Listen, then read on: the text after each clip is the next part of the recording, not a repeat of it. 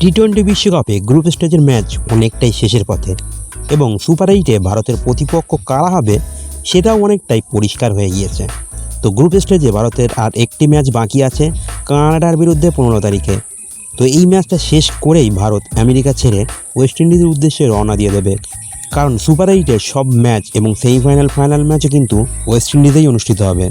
তো সুপার 8-এ ভারতের প্রথম ম্যাচে প্রতিপক্ষ হতে চলেছে আফগানিস্তান এবং এই ম্যাচটি অনুষ্ঠিত হবে 20 তারিখ বার্বাডোসে, ভারতীয় সময় রাত্রি 8টায়। তো এই ম্যাচটি কিন্তু খুবই ইন্টারেস্টিং হতে চলেছে, কারণ ওয়েস্ট ইন্ডিজের পিচে কিন্তু ফাস্ট বলারের তুলনায় স্পিনাররা অনেকটাই বেশি সাহায্য পাচ্ছে, যেটা আমরা ওয়েস্ট ইন্ডিজ ভার্সেস নিউজিল্যান্ড ম্যাচে দেখেছি।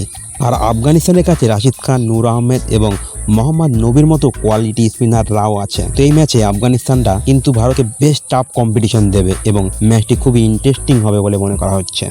সুপার 8-এ ভারতের দ্বিতীয় ম্যাচে প্রতিপক্ষ হবে বলে মনে করা হচ্ছে বাংলাদেশ। এই ম্যাচটি অনুষ্ঠিত হবে 22 জুন অ্যান্টিগুয়াতে, ভারতীয় সময় রাত্রি 8টায়। তো এই ম্যাচটিও ভালো উপলব্ধিকর হতে চলেছে, কারণ বাংলাদেশের স্পিন অ্যাটাকও কিন্তু বেশ ভালো। সুপার 8-এর তৃতীয় এবং সবচেয়ে টাফেস্ট ম্যাচ হতে চলেছে এই ম্যাচটি, কারণ এই ম্যাচে ভারতের প্রতিপক্ষ শক্তিশালী অস্ট্রেলিয়া এবং অধীরা ব্যাটে বলে ফিল্ডিংয়ে কিন্তু সবসময় শক্তিশালী। তো ভারত যদি এই ম্যাচটি জিতে যায় সেক্ষেত্রে ভারতের সামনে একটি সুযোগ থাকবে 1 নম্বর গ্রুপ থেকে টপে শেষ করা এবং হতে পারে সেমিফাইনালে তুলনামূলক দুর্বল প্রতিপক্ষের সঙ্গে খেলা করতে পারে। তো এটাই সম্ভবত ভারতের সুপার 8-এর ফুল শিডিউল হতে চলেছে।